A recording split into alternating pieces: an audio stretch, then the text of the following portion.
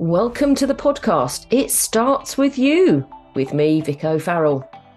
I ask my guests, by understanding their own behaviours and personality style, what impact on their lives, both personally and professionally, has there been? What is it like to live and work with someone of your style? I mean, this is not about labelling people, putting people in boxes, or an excuse for bad behaviour. It's about recognising, understanding and respecting that we're all different. And what impact can you have on others by looking in the mirror? Because it starts with you. So welcome to another episode of It Starts With You. And today I am delighted to be joined by Alison Edgar MBE. Alison, rather than me introduce you, why don't you let the listeners know what you're all about, but also what your personality style is in terms of disc? Yeah, so I'm a huge fan of discs. We met over a crowded disc, and we just our eyes got together, didn't it? Literally our eyes. So I'm Alison Edgar. I got an MBE on the Queen's Birthday Honours list for the work that I do in entrepreneurship and business. That was in 2020. I'm also the author of Secrets of Successful Sales, which was voted by The Independent one of the top business books written by a woman in 2019.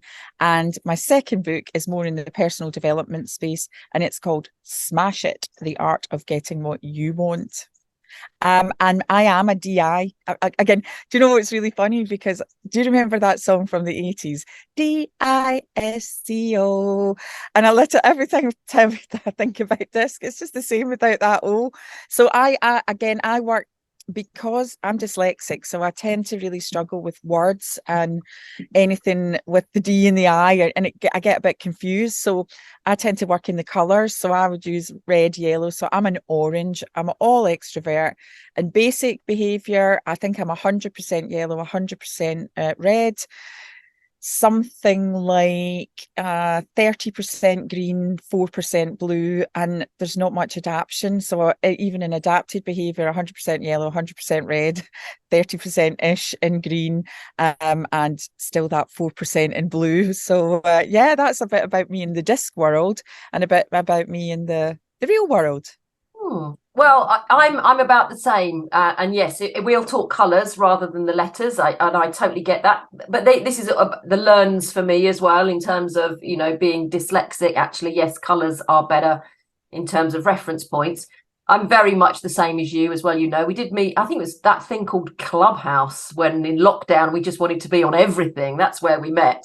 And I love. Did we not meet at Pink Link Ladies? Was it? No, I think we'd met at a networking event as well, because I can remember your background. So we met on Clubhouse, but I think we'd met, and then we had a little one-to-one, didn't we? But I thought we'd met somewhere else as well. Maybe my memory is not serving me well. Maybe we have, if you recognise my background. That's why I have the background. So for those of you who are listening to this on audio, I have a red backdrop with my logo on it, because during lockdown, it was the only way I could stand out on a Zoom when there was hundreds of people on the screen.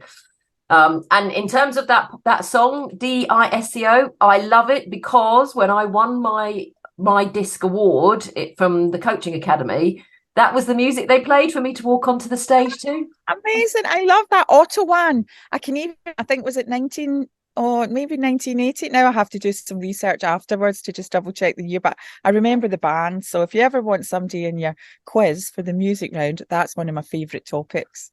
Oh, excellent. Right. Well, at the end of this, we'll let everyone know how to get hold of you. So if we come back to disc, and it starts with you, because if you're already thinking, listeners, what they're just going off on tangents, that is a typical I style. We love to tell stories. We love to go off on tangents. And then there's always got to be someone in the room to say, right, come on, let's get back on track, because otherwise meetings can overrun. So if I think of think of yourself before you knew disc, and obviously now you know disc, how would you say it's had an impact on your life, both personally and professionally? Massively. I don't even know if I've got enough words to explain it. So I first came across disc. So my background originally was hospitality, knew nothing about disc, but again, I sort of got to understand people from a very early age, especially people in good day, bad days, as we would know that now, because in hospitality, you know, you see the best of people, but you also see the worst of people when things don't go according to plan. So I think I'd been exposed to it, didn't understand really much about it. And then I went in to work in sales. So I worked for BT and I worked for Yellow Pages. So I worked for Yale for 15 years. But during my maternity leave, they all did discs. So I think I was the only one in my region that hadn't done it. And they were all talking about these colours. And I'm thinking, well, this sounds really fascinating. So it was at that stage, even though I hadn't been trained in it, my fascination for it grew. And then when I started my own, so I've got a sales training company. When I started that business, I worked like a joint venture with somebody they were actually insights trained. So she would do the behavioural stuff, I would do the sales process stuff. And then my fascination was just growing even more. And that's when I again became certified, and, you know, I learned, and, you know, really just going deep dive. So I think that I've always had a bit of a knowledge from it. When I got the knowledge, it was definitely a game changer. But again, because I'm so high D or high red, I have the potential to be an angry bitch. I mean, that is literally, I could like go off the handle when things didn't go according to plan, and very vocally, again, angry bitch. So I think what my main lesson was to like really breathe and know what's going on, the self-awareness piece for me. So I'm not saying that I don't get angry anymore, but I can by far control it.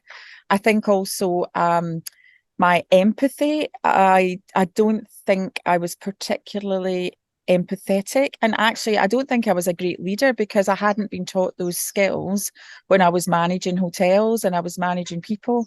Whereas now, I think I would pride myself on being a really good leader because I think I really work on that, you know, empathy side of things. And even when things don't go according to plan, like in the business, and you know yourself, Vicky, a lot of the behaviours are linked to the bad day is linked to the fear. So again, like Maslow's, and like, oh my goodness, what happens if I don't bring any money in? What happens if I can't control payroll? What happens if this happens? And, you know, your brain's going into overdrive. So I think just having that knowledge honestly has made me a much better person. And I think you know, anybody that's not done disc or anybody that doesn't know about it, I just think it's a game changer. And I've got a bit of a pet peeve on it as well. So, and again, you like I will go into organizations, and like again, I'm not doing as much training now. I'm speaking at larger events, and, you know, I'm working with Adobe, Amazon, MetLife, you know, some really big brands. And what I think I'll say, has anybody ever done disc, Myers-Briggs or Belbin? And they put up their hands. So again, loads of people, yeah, I've done all that. And I go, so what are your behaviours, or what do you do? And literally they're like, oh, I don't know, I can't remember. I think I was a this or a that. It's in my drawer somewhere. And I'm like, look, this is a game changer. If you really live and breathe this, it will change your life. And again, I'm very passionate about how much it can change your life.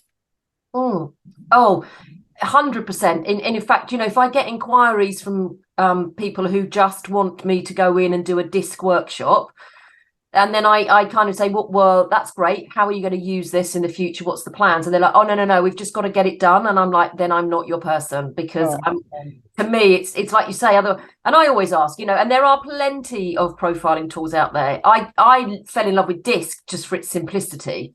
But Yeah. there's 100%. And this is where, so coming from, again, I'm from a sales background. I'm dyslexic, left school at 16. I've got, you know, no qualifications academically, but I love sales, and I was always one of the top performers in sales. And I think because I set up a sales training company, a lot of salespeople are non-academic. Again, I know that's a really sweeping statement, but I think from the adaption perspective, this is why disc was so good. And this is why, again, I use the colours rather than the D and the I, because everybody knows what a red, a green, a blue, and a yellow is. Whereas they go, D, what was that again? I, what was that again?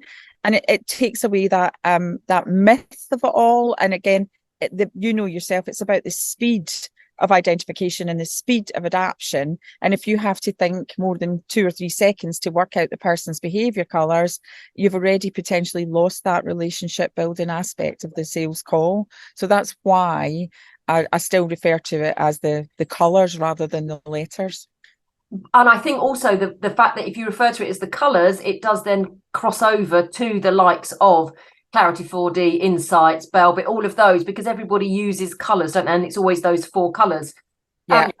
I mean, you talk about the sweeping statement of salespeople being not being academic. I spent probably the first 15 years of my life in sales, and that was also another connection, because I also did a stint at Yellow Pages, or Yell as they are now known. Or are they still around? Actually, they're just... Yeah, they are. Yeah, they've moved into digital.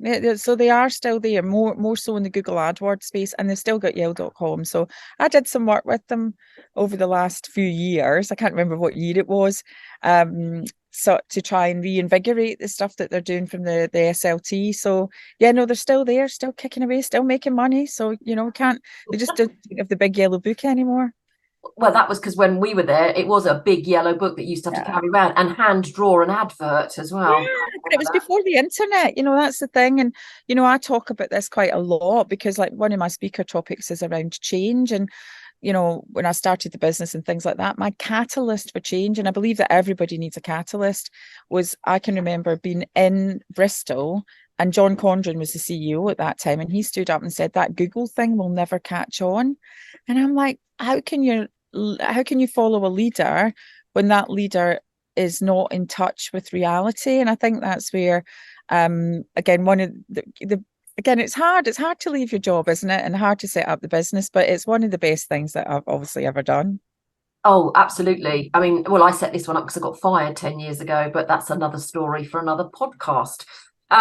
When we talk about the colours, so being red, yellow, but, you know, very orange, which is the same as me, how does it impact you when you have to spend a lot of time with people who are on the reserve, the introverted side, those blues and greens? Again, it's I can do it and I'm good at it. So I'll give you an example. Like, some of the times I have to work with organizations in financial services, or again, just people that are very different to me. But I think when you teach this stuff, you do it anyway. So I already, like, even work out what I'm going to wear, like, even from a clothing perspective. And again, like, already as we talk about this now, Vicky, like, my tone, my pace, my gesturing is still there. And this is where it's quite difficult, especially from stage, to get your point across, but still keep your energy high, because I thrive off, like, working. If I'm doing a sales kickoff, then I can go, whoop, whoop, come on, guys, whoop, whoop. I can be as, like, orange as I really want to be, whereas that doesn't always resonate with financial services. But I tell you what, it's a very interesting thing. Some of the event organisers are orange or a high DI, but they're organising it for a more introverted audience, and they love the whoop whoops, and they go, no, we love that, we love all the whoop whoops. And I'm like, actually, you might love the whoop whoops, but I don't think your audience do. And we did, like, so in twice I've had constructive feedback, right? Because apart from that, literally, you know, all my stuff are 5-star reviews. And both of them, one was for a procurement conference and the other one was for a finance conference. So I think what I've learned from that as well is I'm just a wee bit more selective, that I can adapt, but it's quite hard to adapt from stage to a larger audience when that's not your natural delivery style. Whereas if you're doing it on a one-to-one, so if I meet somebody and I identify them like they're a blue-green, or, you know, again, you know, there's a higher introvert side in there, like I can, because of my training, I'm very good at toning it down, you know, the gesturing, you know, making sure I'm listening a little bit and not patronizing, but just literally toning down my behaviors. But that's really hard to do when there's like 200 people in a room, and still keep the energy high. So I'm still working on that one. I'm not the finished article. And I think, you know, that's the thing, that, you know, even as a disc practitioner, there's different things and different ways that you can use it. And I think that's the thing as well, because you and me, and so everyone I'm interviewing on the podcast is either a practitioner or they're a client of mine that I've identified would be great on here. We live and breathe this. So it's we naturally adapt and flex, don't we? Because it's what we do. You know, like you say, when you're with to be fair, if I am with a load of salespeople, whilst it's great, I can find it quite exhausting sometimes being with complete extroverts. And the reserved people, yeah, absolutely. I can be when I'm delivering like a room. So I've done this with a group of engineers, for example. Yeah. Predominantly in that space. So I know full well I don't come into a room. Whenever I'm in a masterclass, I would say no more than 20 people. And I know when I come into a room of that, and obviously they've all profiled, so I know what it's like. And it's you walk in quietly and you go up and have a one-to-one conversation. You don't do that circle of death, as I call it, go, woo, here we are for the day. Right, come on then. Now, what's your name? Where'd you come from? That kind of stuff. Right, I'm going to come around the room, starting with you, because it's just like you can see them cringing and panicking, can't you? But I tell you what I can remember doing I used to do these kind of open courses. And I would have people from sort of all different types of businesses, usually business owners, or, you know, maybe one of their SLTs would come in. And I would do the diagonals, you know, put all the yellows are in one corner, the blues are in one corner. How do you adapt? How do you adapt? And I tell you that one of the things that was really fascinating with this, somebody from the blue corner said, yeah, they're really irritating, they're really loud, they're really annoying. But in a lot of ways, we wish we were more like them. And I thought that was a really interesting thing to say. And I think, but do the extroverts wish they were more like the introverts? So that I thought, that's quite interesting. Well, I think we go through life wanting something different. You know, it's about, you know, I always wanted straight hair, but I've got curly hair. I always wanted long hair when I've got it short, or short hair when I've got it long. You know, it's all that I want to be blonde. I want to be, you know, all those things. I want to be somebody that I'm not. And why? I mean, it's not like putting happiness on the other side of something, but I know there are times that I wish I could slow down and I wish I could pick up my detail. But because it's not natural for me, I outsource it, probably like you do. You know, you either employ people or you outsource it to people who enjoy doing that. And anyone that ever says, oh, I wish I was more like you, or I wish I was more like them, I'm like, no. What you need to do is look in the mirror and fall in love with your own style and those amazing things that you bring to the party, and don't try and be somebody that you're not, because it's either stressful or exhausting. Yeah, I mean, I 100% agree with that. And I think this is why it's such a valuable tool when people are building teams. And again, that understanding of what people bring to the party, because without that, people that are diagonally opposite could just irritate you. They can irritate the hell out of you. And you just go, you know, I just can't work with that person. Whereas when you know the behaviours and you live and you breathe it and you practice it and you've got it on the wall and you've, you know, got all that, it's not that you're forgiving of other people's behaviour. It's not that. You're just accepting of it, isn't it? And you go, right, okay, oh, I know why they've reacted in this way. It's because of this. Or I know why I reacted in this way. It's because of that. That's what I think is genuinely one of the biggest things in there. Yeah, I mean, the three things that I always talk about and use in my terminologies is recognizing, understanding, and respecting our differences. Because it is that, you know, when you talk about before your awareness, you think about being, you know, a high red, can I dare say it as well, with that Glaswegian accent, I'm probably sure that a lot of people found you quite scary. And it's an interesting thing that you say that, because I don't, and again, I think people do find strong Scottish accents quite intimidating. But the thing with it is, maybe I am, I don't know. I would say, and again, it depends on, it's good day, bad day. This is the stuff that, you know, we're talking about every single day. So I am driven, I am forthright, but you don't really want to rattle my cage, especially from a customer service perspective, because I am like, so like how I will send a letter in to say, do you know what, I got really great service from Vicky. I'm very forthright at giving positive feedback on people, but I have no hesitation on literally picking up the phone and telling people like this is not a great customer service, especially from a customer service perspective. I'm forthright on my opinions, but yeah, maybe they do think I'm a bit scary. But then, and one of the other thing, like in conjunction with the disc stuff, one of my other big topics around change and how you manage your time is Alison Edgar's big balls. So like if I am on a stage and I'm talking about Alison Edgar's big balls, a lot of the testimonials come back and go, gosh, she's got big balls. So from that aspect, I think it's, again, it's interesting, isn't it? Because I'm going to go a wee bit again off-piste, but maybe controversial as well, because I think a lot of the word bullying is very prominent in a lot of workplaces, isn't it? And workplace harassment, and again, if you look, I think Dominic Raab was a topic that came up fairly recently, and again, I have no allegiance to Dominic Raab or the party or anything, but I do think a lot of that was disc driven, because I think that bullying is in the eye of the beholder.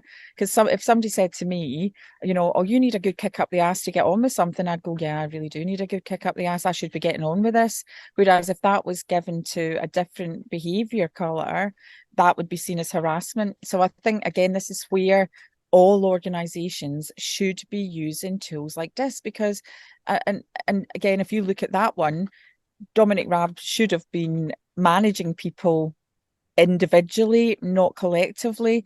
But again, if you look again, I think Dominic Raab is another great example as far as disc goes, because he was obviously under a lot of pressure at that time, and he was in a bad day red. And again, a bad day red is never a great place to be in a workplace. So yeah, I think it is really interesting from that in the workplace situation. Well, I think where you say, you can't, great leaders, great managers do not manage and lead everyone with the same style. They flex that, the best ones are the ones that flex and adapt for the people that are around them. Just picking up on the Scottish accent though as well, I don't find it scary, but that's probably because my granny Helen, my wee granny Cameron, was from Glasgow as well. So I find it, she never got angry. She just had this really lovely softness about it. So I actually find it a very soft, warming accent, because it reminds me. I don't think that sounded very Glaswegian. I think that sounded a wee bit more Edinburgh. Are you sure? Like Glasgow with that accent, Vicky? I think you missed point on that one. Just be grateful. It normally always ends up Welsh when I try and do any accent. It's even worse after wine. That's the thing. Like after a couple of glasses of wine, my accent gets so strong. Or recently, I've been doing a lot of talks in Scotland. It's like, honestly, it's like the prodigal daughter has returned. So anytime there's a gig in Scotland, I usually land it, because there's not a lot of, well, from the stuff that you do in the PSA, there's not a lot of strong Scottish female speakers. So I've kind of carved a niche. But every time I come back, like Jazz from my team will go, yeah, I can tell you've been in Scotland. I can hardly understand what you're saying. So I have to work really hard to get my accent back down again when I come back from Scotland. Thinking of how you are as a leader, if someone's listening that's perhaps on the green-blue side, what is it that lights you up, so that people who aren't that red-yellow style can learn how to flex and adapt to get the best out of someone like you? Do you know, before I answer that question, I think I've got an interesting point on this, because I think a lot of the times people, and going back on the day, a lot of people perceived leaders should be red, blue, red, yellow. There was a lot of like, oh, you need that drive, that determination. And I was doing some work with Adobe. So Adobe are one of my clients, and I did a case study with them on, again, Alison Edgar big balls, or the juggling method, we called it for them, but around hybrid working, and they did the case study. And I went in and I did some work with some of their teams, and I'd obviously profiled them. We'd done the profiling, and the senior leaders were all green, blue, I think. So again, they still had the task focused. But again, even in big companies now, I think where previously the opportunities for introverted people, I think, they were overlooked a lot of the time in big organisations, weren't they? Even going back to the sort of Yale days. You know, there was a sort of stereotypical leadership style. And I think it was just lovely to see a massive company like Adobe really listening to their introverts and using that style rather than going for the pushy red style all the time. So I think that was, you know, a really interesting move in there. But for me, again, I think, and this is the thing when it comes to leadership, if you teach your team and you also adapt, it's about, and this is what I say if it's sales training, I go, right, okay, so we've got this, we've done adaptation. In a sales situation, who has to adapt? And they'll be like, us. And I'm like, fab, because until everybody's done the colours, then it's up to you to be able to lead this. But in a team situation, who has to adapt? And they're like, well, everybody has to adapt. And I think that's that understanding, isn't it? So again, because I'm high red, I'm a kind of, yeah, can we stop the waffle? You don't have to over apologize to me. Just cut to the chase, tell me what you want, and let's get the actions going. So, but again, and I think this is another thing that I find quite interesting is if you are sitting, and again, in the, what's that? Is that the S? And now I'm thinking, all I can think of is DISCO. So C, compliance, isn't it? The green behaviour colour. A lot of that cutting to the chase is perceived as being rude. You know, oh, it's really rude if I don't put at the start of an email, how are you? And I'm just like, it's not rude. Like you putting how are you in an email when you're not really caring how I am, that's quite rude because you just wasted 2 seconds of my time while I read that sentence that I didn't really have to read. So that's where, again, it is that understanding really the people that you're with.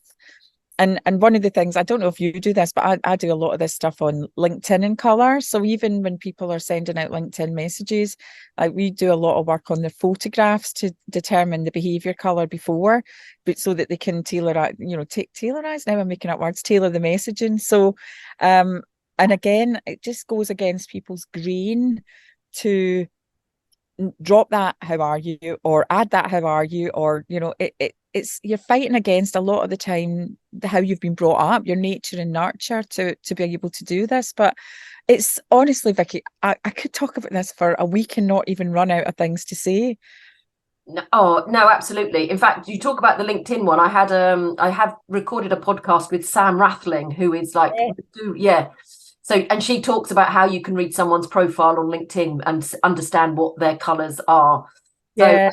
And you're right. I could absolutely, I guess, for really to kind of to sum up all of what we've spoken about now is it's layering that emotional intelligence over it, because we can all learn our colours, letters, profiling, however you want to say it. It's not an excuse for bad behaviour. It's not an excuse to label people, put people in boxes. 100%. It's about learning so that we can add emotional intelligence, which then allows us to flex and adapt. Because as you said with salespeople, yes, you have to become your prospects style. But the saying goes, isn't it, the best journey you'll make is to meet somebody halfway. And if we can all flex and adapt our styles, life would just be so much easier. Yeah, and another thing I find really fascinating as well, because I mean, maybe it's because I came from corporate, and you're kind of a lot of this stuff you're exposed to, whereas if you work in a small business environment or arena, there's not always funding to be able to help you to learn these things. But it's like when people read my book, so I talk about the behaviour colours in both the books, and Secrets of Successful Sales and in Smash It. And it's like, they're like, oh my goodness, this is like revolutionary. But you kind of, again, when you're involved in it or you're working with organizations, you kind of think that everybody knows this. You forget that people don't know this. And that's, I think, one of the things that sort of I always have to remind myself that people don't know this stuff.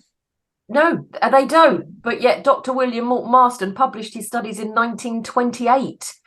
And I know. Well, you go back even further, don't you? Hippocrates and Empedocles talking about earth, air, fire and water, and all of that. It's been around for years, but you're absolutely right. It's those light bulb moments that drive me to continually do what I do. Yeah, but the thing with it is, to me, a lot of this stuff should be taught at school and not just on a psychology course. If you look at the basic life skills, like how to calculate your finances, how to, get to know people better, or, those kind of things. To me, that's like, those are the fundamentals for life that should be taught at an educational level at the start of the journey. Yeah, but none of that is taught at educational level, was it? I wasn't taught about finances until I worked in a bank. Yeah. But there you go. We could put the whole world to rights on that. Maybe that is another whole podcast series, I think. So it's been amazing talking, and I know we could talk forever because of that's our, style. Talk for Scotland, even with your Welsh Edinburgh accent. Say that again. I said we could talk for Scotland, even with your Welsh Edinburgh accent. That's because I'm yellow and I didn't want to upset them. Right. So, Alison, it's been amazing. So you've talked about your book, The Secrets of Successful Sales and Smash It. So I'm sure people will want to know. I will make sure that I put all the links for things like that and your Amazon book links and stuff in the show notes. But if anybody wants to get hold of you, Alison, what is the best way for them to find you? Well, we've got our favourite friend. It's called Google. So if you just put in Alison Edgar or Alison Edgar MBE, we appear. But I'm on all the socials. I'm really easy to find. LinkedIn is the biggest channel. So DM me on LinkedIn. The website is www.alisonedgar.com. And I've also got a new show out on Amazon Prime called Ready, Set, Startup, where I'm the business mentor, and we do touch on behaviours on that as well. So I'm easy to find. Oh, yeah. Yes, you are easy to find. Absolutely. Well, Alison, it has been a pleasure. Thank you so much. And I look forward to catching up with you soon. Yeah, thank you so much for having me, Vicky. Thank you. How has this conversation had an impact on you? What have you learnt? What will you do differently? Do leave a review on Apple or Spotify on It Starts With You podcast. And also leave a comment down below.